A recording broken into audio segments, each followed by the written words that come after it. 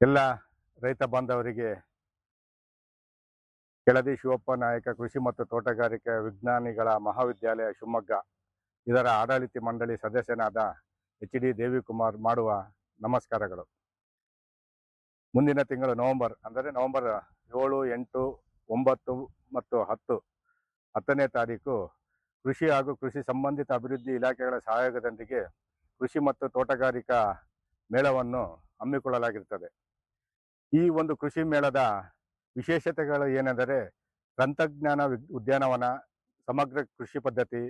ಸಂಸ್ಕೃತ ಕೃಷಿ, ಅಂತರ್ಜಲ ಮಹಾಪೂರ್ಣ, ಹೈಟೆಕ್ ತೋಟಗಾರಿಕೆ, ಪುಷ್ಪ ಕೃಷಿ, ತಾರಸಿ ತೋಟ ಮತ್ತು ಲಂಬ ತೋಟ,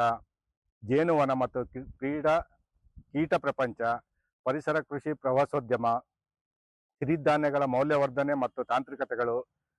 ಗೋಡಂಬಿ ಬೆಳೆ ಪ್ರಾತ್ಯಕ್ಷತೆ, ಸಂರಕ್ಷಣೆ ಮತ್ತು ಮೌಲ್ಯವರ್ಧನೆ, ಸಾವಯವ ಕೃಷಿ, ಅಣಬೆ ಬೇಸಾಯ, ಪಶುಸಂಗೋಪನೆ ಮತ್ತು ಮೀನುಗಾರಿಕೆ ತಂತ್ರಜ್ಞಾನಗಳು, ಕೊಯ್ಲೋತ್ತರ ತಾಂತ್ರಿಕತೆ ಮತ್ತು ಕೃಷಿ ಉತ್ಪನ್ನ ಸಂರಕ್ಷಣೆ, ಮೌಲ್ಯವರ್ಧಿತ ಕೃಷಿ ಉತ್ಪನ್ನಗಳು, ಹವಾಮಾನ ಆಧಾರಿತ ಕೃಷಿ, ಸಮಗ್ರ ಜಲಾನಯನ ಅಭಿವೃದ್ಧಿ,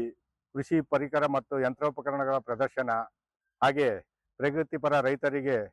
ರೈತ ಮಹಿಳೆಯರಿಗೆ ಪ್ರಶಸ್ತಿ ಪ್ರದಾನ ಸಮಾರಂಭ, ರೈತ ವಿಜ್ಞಾನಿ ಸಂವಾದ, ಈ ಒಂದು ಎಲ್ಲ ಕಾರ್ಯಕ್ರಮಗಳನ್ನು ಈ ಕೃಷಿ ಮೇಳದಲ್ಲಿ ಹಮ್ಮಿಕೊಳ್ಳಲಾಗಿದ್ದು,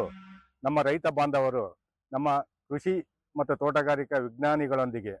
ಚರ್ಚೆ ಮಾಡಿ ತಮಗೆ ಏನು ಅವಶ್ಯಕತೆ ಇದೆಯೋ ತಮ್ಮ ತೋಟಗಾರಿಕೆಗಿರ್ಬೋದು, ಕೃಷಿ ಬೆಳೆಗಳಿಗೆ ಅವರ ಹತ್ರ ತಮ್ಮ